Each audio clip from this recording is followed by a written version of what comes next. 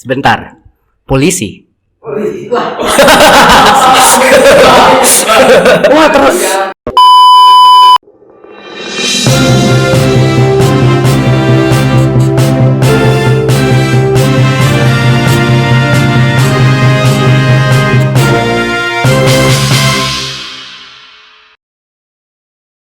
Assalamualaikum semua, balik lagi di podcast OSIS SMP Darussalam. Perkenalkan dulu, nama saya Ahmad Farijal. Di OSIS saya menjabat sebagai Menteri Agama. Oke, di sini saya sudah bersama dua siswa terpintar, bukan terpintar ya, tapi pintar memang di SMP Darussalam yang sebelumnya mewakilkan LCC antar sekolah dalam pelajaran IPS dan PKN ya. Oke, perkenalan dulu deh buat kalian.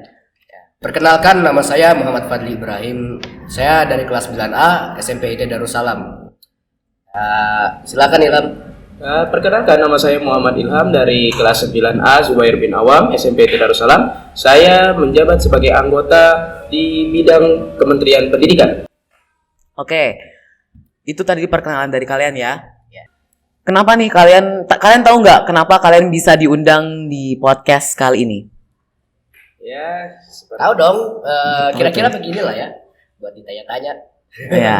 Ditanya-tanyanya ya tidak berjauhan dengan apa yang kita lakukan di LCC ya, yang kita bicarakan di LCC.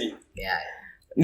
Di LCC sebelumnya kan kalian mewakili Darsa ya, walaupun kalah tapi nggak apa-apa karena udah membanggakan bisa mewakilkan ya. Ya lumayan lah, yang penting dapat Lumayan lah ya. enak Iya, dapat makanan ya nggak apa-apa. Makan mie 4 kali lagi aku. Ya, Elit makanannya. senang memang. Saya mau tanya-tanya dulu nih. Pertanyaan pertama. Apa pendapat kalian tentang proklamasi? Tanggal ya proklamasi itu kita flashback kemarin ya ke tanggal 16 Agustus. Sebelum bulan Agustus itu sudah banyak persiapan dari BPUPKI ya, Badan Penyelidik Usaha Kemerdekaan Indonesia. Ada banyak di situ persiapan dari penyusunan undang-undang, Pancasila dan segala macamnya. Nah, pada tanggal 16 Agustus Sultan Syahrir atau tokoh dari golongan muda itu mendengar pengumuman bahwa berita Jepang itu telah menyerah pada sekutu. Karena kita tahu ini agak sedikit berat dikatakan. Dua kota besarnya diserang oleh bom nuklir Amerika Serikat ya, Batman dan Little Boy. Ya. Lalu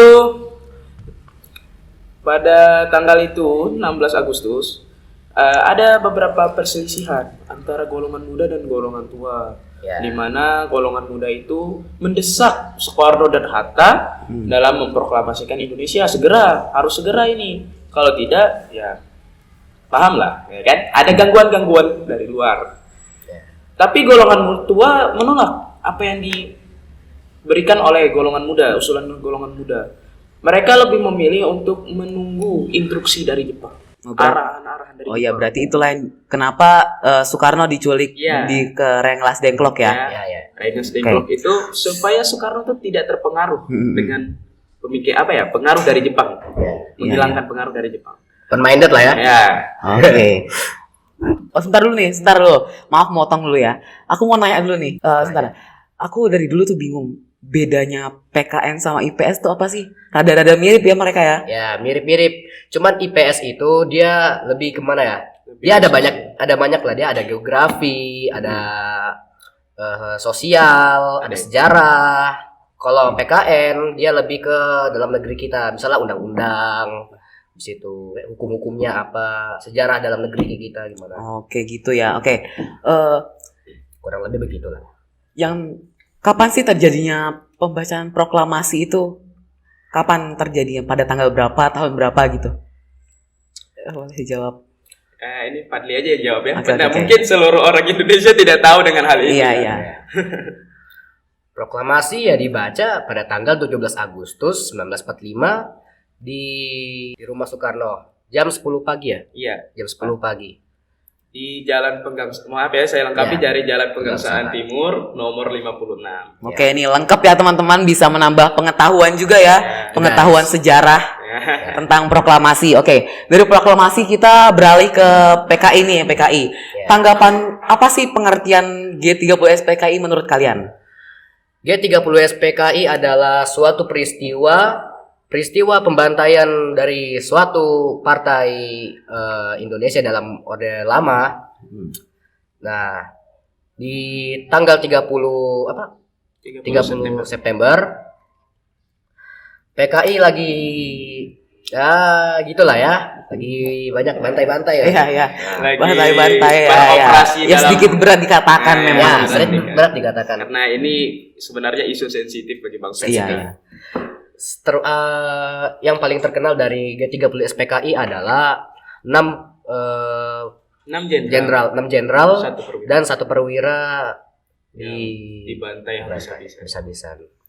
Untuk saya lengkapi, kenapa hal ini bisa terjadi? Karena Soekarno sebagai kepala negara pada masa itu, kepala negara dan pemerintahan, di mana ya kita di situ kan menerapkan sistem demokrasi terpimpin ya.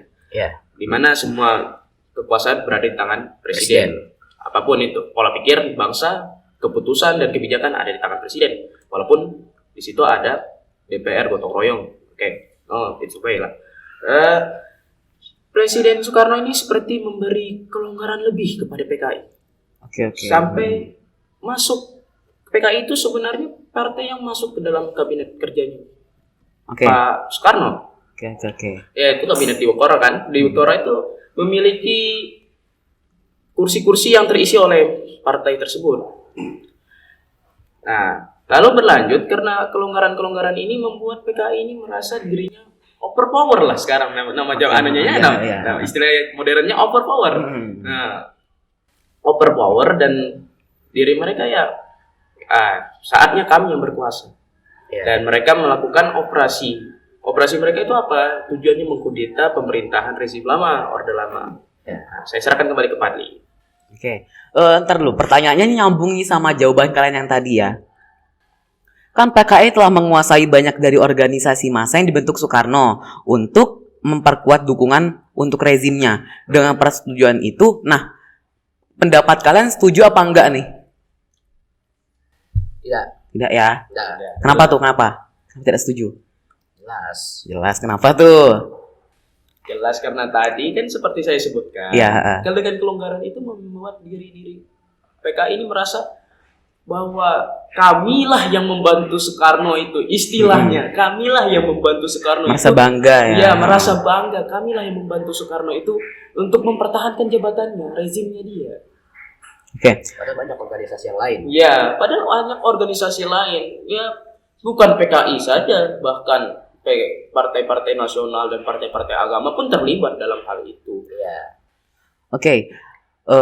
Pada 30 September 1965 nih, 6 jenderal senior dan beberapa orang lainnya dibunuh dalam upaya kudeta yang disalahkan kepada para pengawal istana yang loyal kepada PKI. Panglima Komando Strategi Angkatan Darat saat itu, Maijen Soeharto, menumpas kudeta tersebut dan berbalik melawan PKI. Soeharto lalu menggunakan situasi ini untuk mengambil alih kekuasaan. Lebih dari puluhan ribu orang-orang yang dituduh komunis kemudian dibunuh. Pendapat kalian tentang tindakan tersebut apa nih? Sebenarnya ya ini sebagai sejarah kelam bagi bangsa kita. Benar banget. Dengan pembantaian itu, ya negara mungkin itu menjadi pelajaran bagi kita. Apa itu Bhinneka Tunggal Ika, untuk kita lebih menghargai apa yang mungkin lah mereka ini sering terjadi di masyarakat kita. Ada yang menuduh, kamu keturunan PKI, darah PKI. Benar, itu bukan menjadi suatu halangan bagi dia untuk bersosial. Karena tidak selamanya apa yang dilakukan oleh kakek neneknya dulu ya nurun ke dia, tidak selamanya. Itulah mengapa PKI ini, mungkin ini pendapat pribadi saya ya, tapi tidak tahu bagaimana pendapat orang lain. PKI itu seharusnya bukan menjadi momok yang menakutkan lagi bagi kita. Yotok, sekarang PKI, saya tanya, PKI masih berbentuk partai sekarang? Ada? Tidak ada kan? Iya. Tidak ada. Oh ya, buat lebih memperluas pengetahuan umum dari teman-teman nih ya. Kalian tahu nggak sih siapa ketua dari PKI saat itu? Oke. DN Aidit. Dian Aidit. Ya. Siapa itu? Dian Aidit itu latar belakangnya itu sebenarnya gimana ya? Agak bingung juga sebenarnya. Dia latar belakang hidupnya dulu Bisa dikata alim. Alim, gimana tuh masuk ke konteks apa nih alimnya nih? sering ngaji, penghafal Quran. Oh gitu ya. Iya. Bahkan dia itu kayak seperti yang mungkin ini nggak tahu ya ini benar atau tidaknya. Saya pernah baca di sebuah artikel dan video-video media sosial itu DN Aidit itu anaknya guru ngaji. Iya. Tapi kok bisa jadi PKI itu gimana ya? Ya gimana lah ya. Aduh ya udah lah ya. Manusia itu bisa berubah-berubah Iya, suatu iya, waktu karena masalah lingkungan. Mungkin Masalah dapat lingkungan. doktrin dari mana gitu ya. Iya iya. Doktrin. Dari lingkungan mungkin Iya. keluarga. Itulah Ya yang banyak. Kita pemuda-pemuda sekarang ini yang harus Iya. waspadai doktrin-doktrin seperti itu. Banyak ideologi-ideologi yang menyusup tapi tidak sesuai dengan Pancasila. Banyak. Ya, ini bisa disinggung seperti di pelajaran kelas 9 ya. Iya, iya. Mempertahankan Pancasila dalam kehidupan berbangsa dan bernegara. Ya. Oke. Minum ya. Ayo minum dulu silakan. Boleh. Haus ini. Pada pertanyaan kali ini aku pengen nanya nih ke kalian, gimana pendapat kalian tentang pemerintahan dari Bapak Habibie? Wah, ini lumayan Cang seru, ini. lumayan seru ya. Boleh. Kita beralih nih ya, santai-santai aja lah. Santai ya. Santai aja. Ya kita seperti lihat walaupun Pak Habibie ini termasuk presiden yang paling sebentar periodenya. Ya paling bentar ya, paling sebentar. Bentar sekali periodenya itu. Cuman kayaknya setahun lebih sedikit lah. Iya. Dan itu terjadi karena desakan politik lah ya. Kan di situ sebagai apa ya? Dipercepatnya pemilu. Nah, zamannya dia itu menyebabkan Pak Habibie harus merelakan periodenya yang asalnya sampai 2003 loh. Ya, sampai 2003 karena Pak Soeharto itu kan dia 5 tahun. Ya, kan? Presiden kita ini 5 tahun. Nah, Pak Soeharto itu terpilih pada tahun 1998 dan 5 tahunnya masa baktinya selanjutnya sampai 2003. Ya, seperti kita tahu lah, kenapa itu bisa terpotong karena krisis ekonomi. Iya, krisis ekonomi di tahun 1998. Nah, ya, pemicunya itu banyak. Dan krisis ekonomi ini pemicunya karena turunnya harga komoditas. Turunnya harga komoditas, nilai tukar rupiah yang anjlok dan segala macamnya. Namun di zaman Pak Habibie yang kerennya itu, Pak Habibie dapat mengembalikan yang asalnya sekitar nilai tukar rupiah itu terhadap dolar itu sekitar 16 atau 17 ribu menjadi 6.500. Ya, kepintaran Bapak Habibie yang Iya. begitu besar ya, begitu tinggi. Padahal cuma 1,5 tahun doang kurang lebih ya. Iya, kurang lebih sekitar itu. Dalam waktu sesingkat itu. Nah, berhasil menurunkan nilai tukar rupiah terhadap dolar. Ya. Itu merupakan prestasi yang luar biasa. Tapi pada saat pemerintahan Bapak B.J. Habibie, ini kalau nggak salah, saya mendengar bahwa Bapak B.J. Habibie melepaskan Timur Leste ya? Ya. Benar?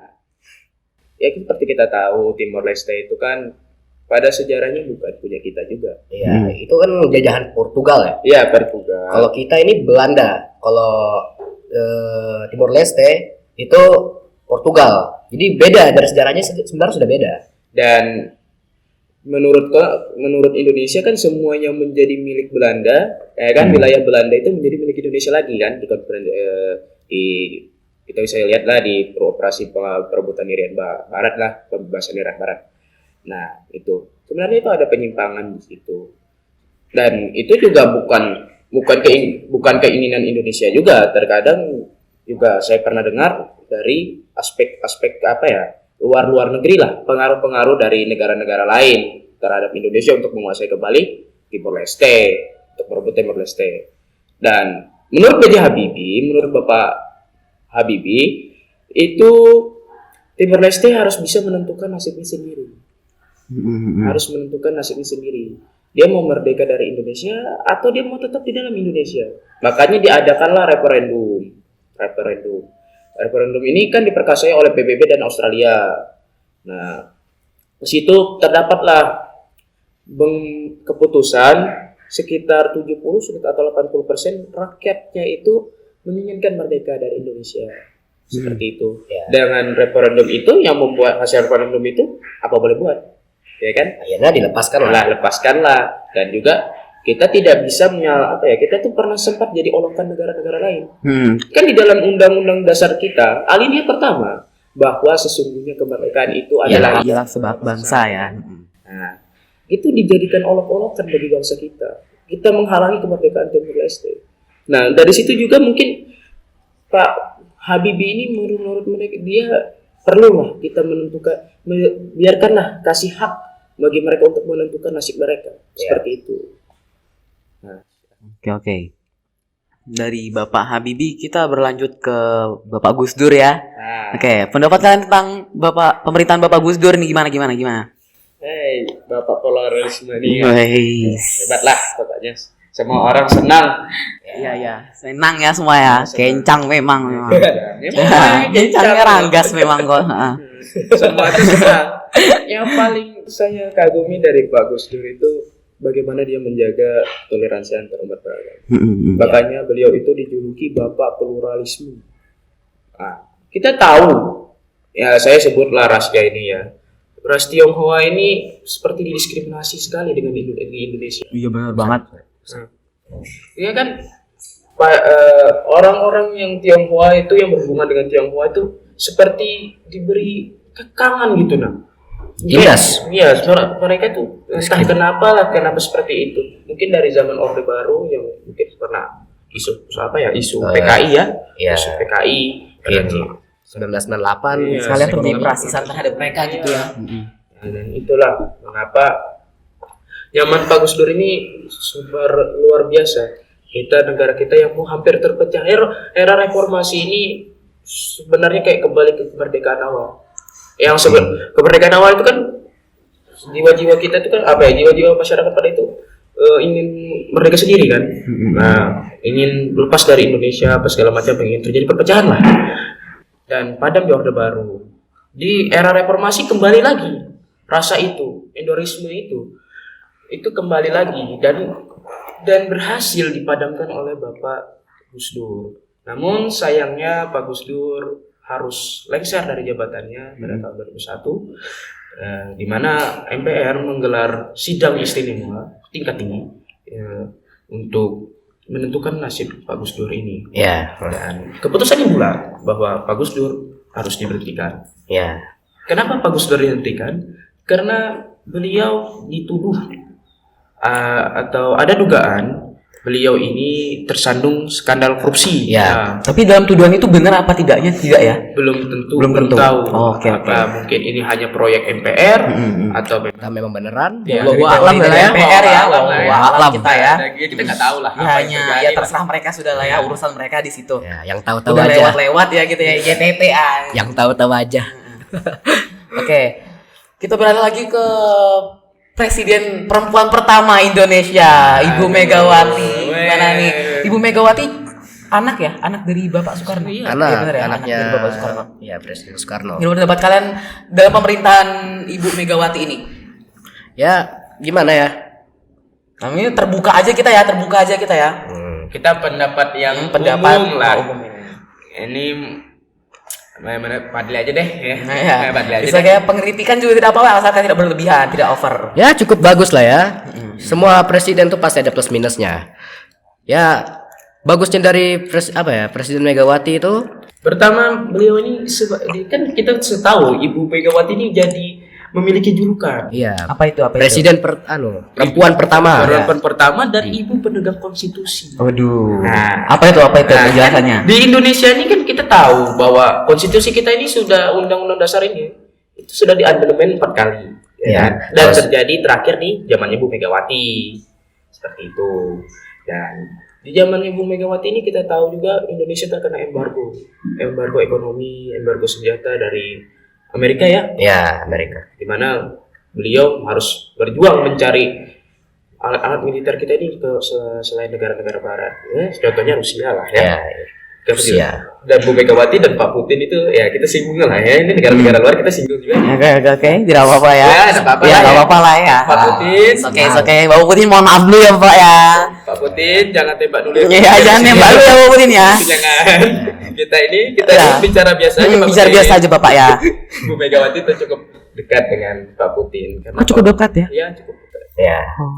Dan waktu Bu Mega ke sana itu diberi sambutan lebih wow gitu ya. Sambutan luar biasa dari Pak Putin. Indonesia itu seperti saudaranya Rusia lah. Seperti itu, kawan lama. Dan tapi ya kita singgung sedikit kekurangannya ya.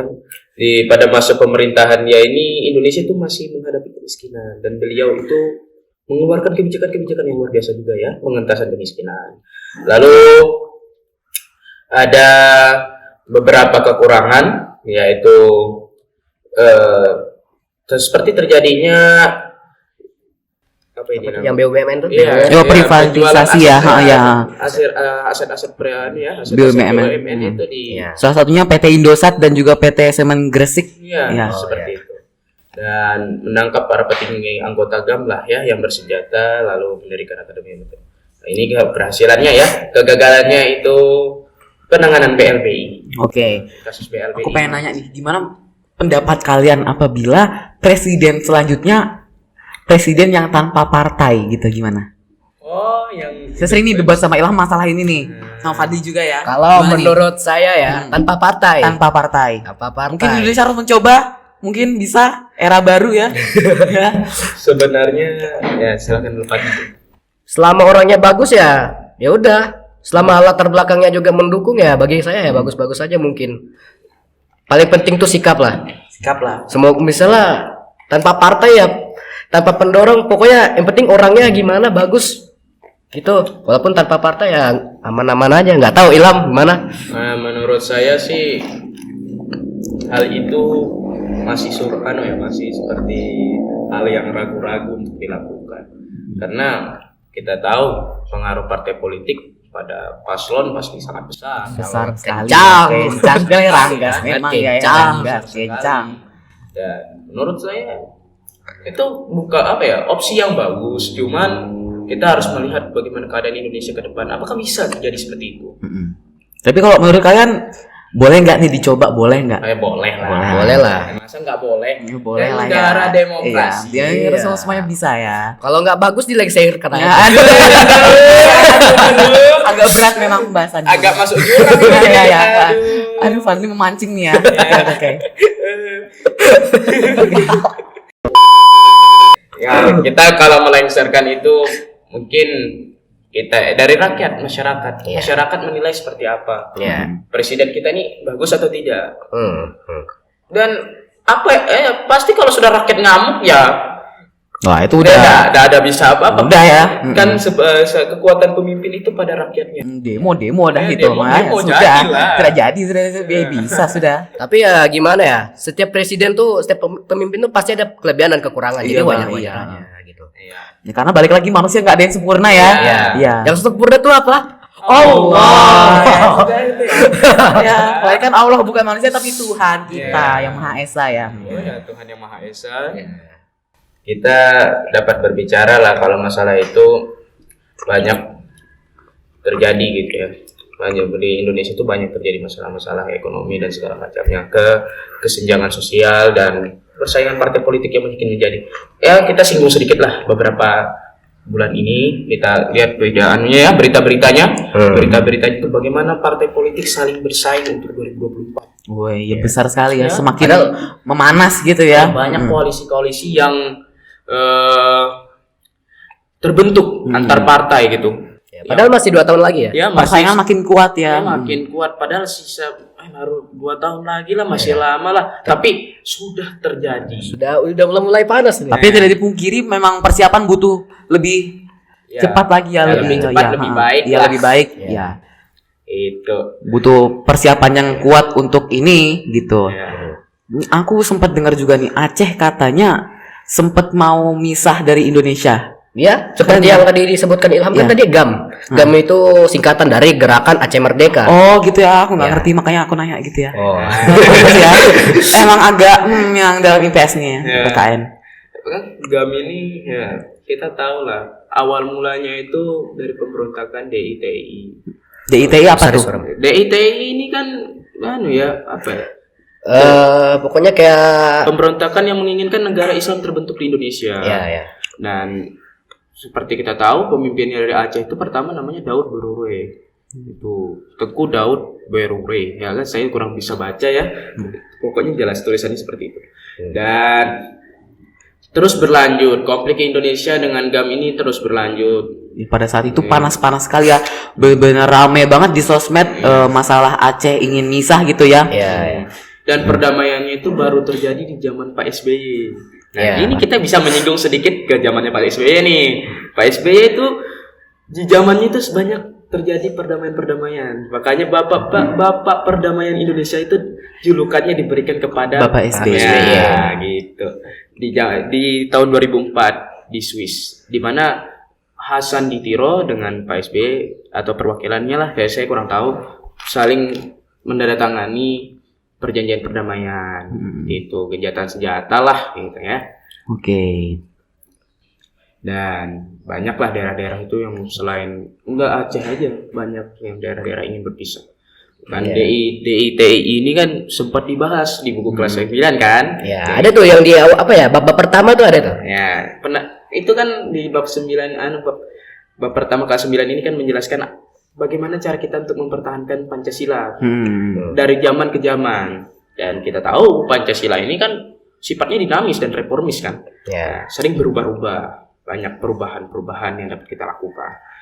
Dan kondisi masyarakat itu biasanya belum tentu bisa kita ketahui. Pasti akan berubah, stabil, dia labil ya, bukan stabil. Kalau stabil ya nggak bisa berubah. Iya, stabil ya udah segitu aja ya. Nah, oke.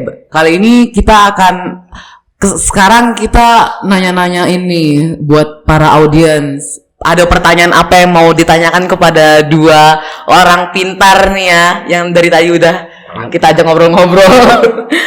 Oke. Ya, silakan.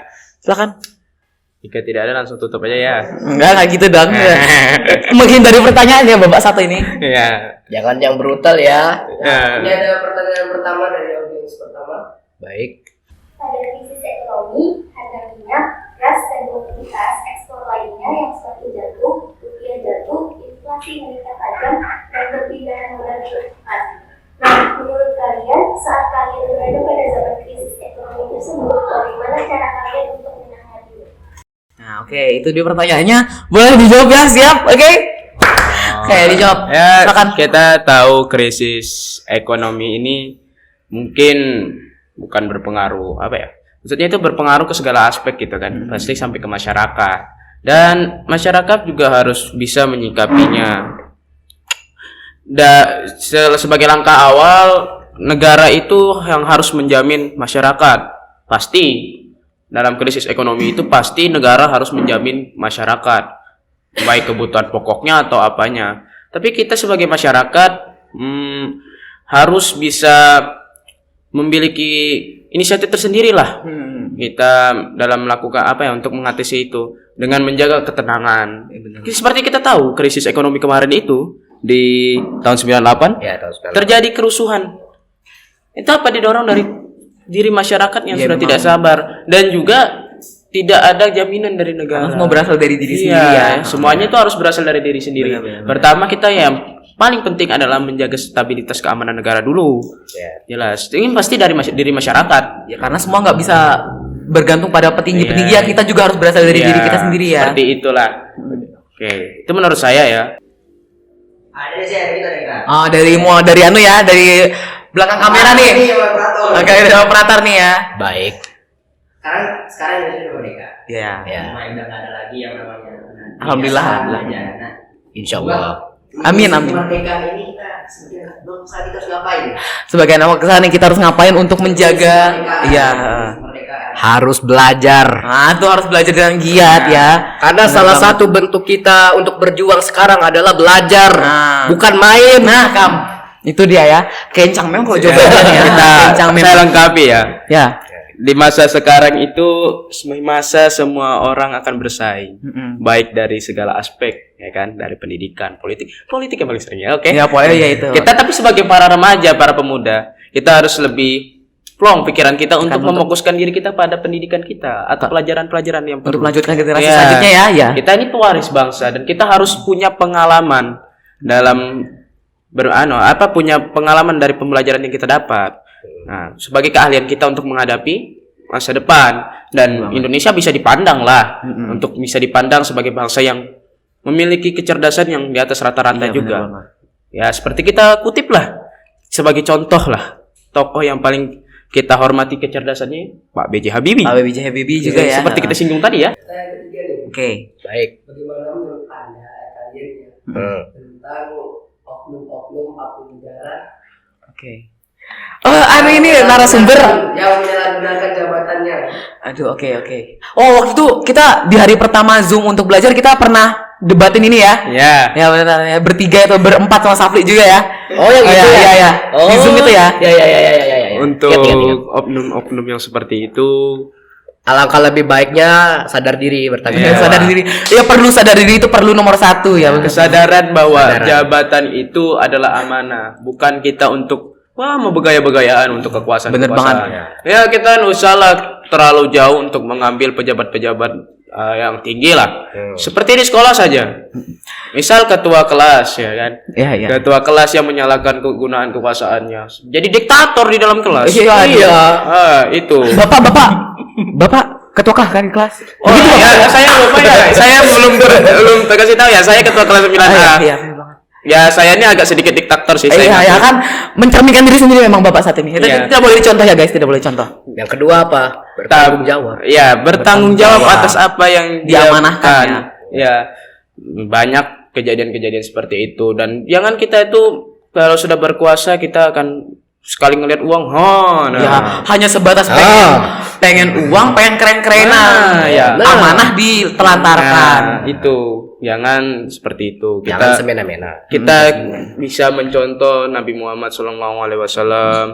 Panutan umat Islam. Ya, beliau dalam memimpin penuh dengan amanah, memimpin umat, bertanggung jawab atas apa yang akan dilakukan umat di masa depan dan segala macamnya. Oke, itu dari saya. Oke. Nah, satu lagi nih. Aduh, pertanyaan. Bagaimana jika Anda ada di pihak oknum polisi tersebut? Apakah Anda akan kayak menyalahgunakan jabatan? Sebentar. Polisi. Wah, tersebut merek ya. Agak tersebut merek Polisi. Perasaan ada yang nyinggung polisi. Langsung tertuduh poin ya. Aduh, Ya, kita kan apa ya? agak ngeri memang. Ya, memang agak ngeri ya. Ya, agak berat tapi ya udah nggak apa-apa ya. Ada skip iklan. Ya, menurut saya di kondisi seperti itu apa yang kan kita ini manusia. Kita ini memiliki akal dan ideologi kita ini manusia manusia Indonesia ini, bangsa Indonesia ini ideologi kita Pancasila. Dan Pancasila itu memiliki beberapa nilai termasuk nilai kebenaran yang bersumber dari akal. Dan itu yang kita harus tekankan bahwa di saat seperti itu kita harus bisa membedakan mana yang buruk, mana yang baik. Kalau itu buruk, kita jangan mengikuti. Kalau baik untuk kita dan orang lain, maka kita jalankan. Itulah mengapa kita itu harus pandai dalam memilih hal baik dan buruk dalam kehidupan. Karena dampaknya itu besar sekali, bukan ke kita aja, tapi kadang ke orang lain kenanya.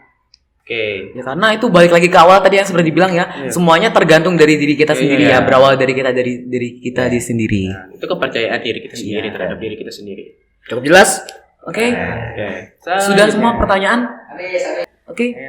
Podcast hari ini udah berjalannya, udah selesai. Alhamdulillah. Terima kasih juga buat semua audiens, semua buat yang bantu-bantu operator juga ya di belakang kamera yang udah ngebantu, narasumber juga 2 yang luar biasa menjawab dengan pintar ya. Oke. Sekian dari kami, mohon undur diri. Wassalamualaikum warahmatullahi wabarakatuh. Waalaikumsalam warahmatullahi wabarakatuh.